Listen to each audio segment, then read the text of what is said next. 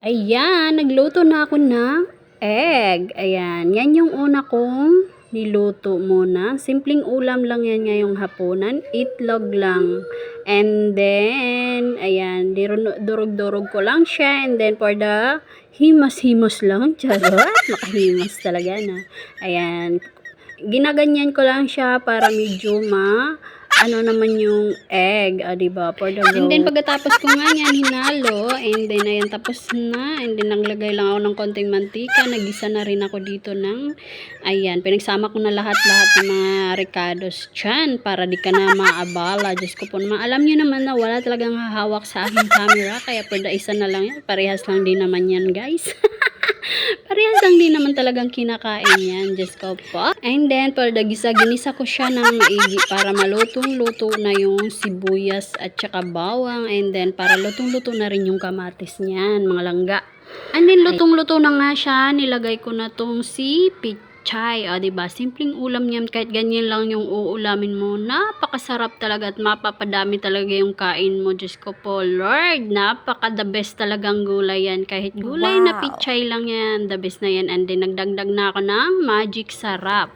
And then, yan, konti lang naman talagang natira dyan sa magic sarap. Ayan, konti lang nilagay ko. And then, sinunod ko na tong paminta. Ayan, taktak lang ako ng konting paminta dyan para naman lumasalasa.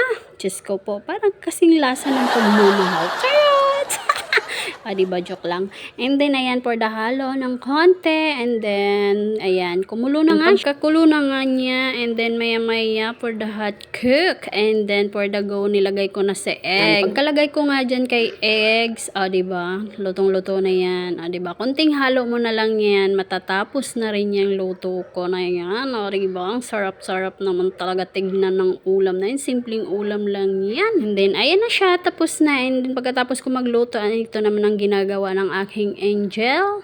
Diba? For the go. Pagkatapos niya maglaro, ayan, naglilinis muna ako dito sa lababo ko kasi napakakalat ko talagang ng gulay. And then, ayan, hinandaan ko na siya ng pagkain niya para panghapon. And then, pagkatapos niyan, ayan na, for the 8 na ang aking angel. Nauna na siyang kumain sa kanyang daddy. And then, ako naman, ang for the hapunan ko naman, alam niyo na, diba, dinampot ko na tong pipino, diba, yan lang yung dinner ko ngayong gabi for the diet, talaga ang lola niyo. Alam niyo naman, mahirap na, diba, masayang lang din yung pinaghirapan mo na mag-exercise. Diyos ko po, binigyan ko nga ang aking anak, ayaw niya, akala niya kasi susubuan ko siya, kaya for the tingin talaga siya sa akin kinain. Kasi alam niyo na, ignorancy kasi niya akong babae. Ay, kasi gid siya kabalo mukha o ganing ani na pagkain. Hindi niya kasi nakita nga ganyan ang kinakain ko. Charot, alam niya na, sayang yung pag-e-exercise kung kakain at lalamon ka rin naman pala ng gabi. Kaya hanggang dito na lang tayo, guys. Thank you for watching. Salamat sa panonood ng ating video. Bye-bye!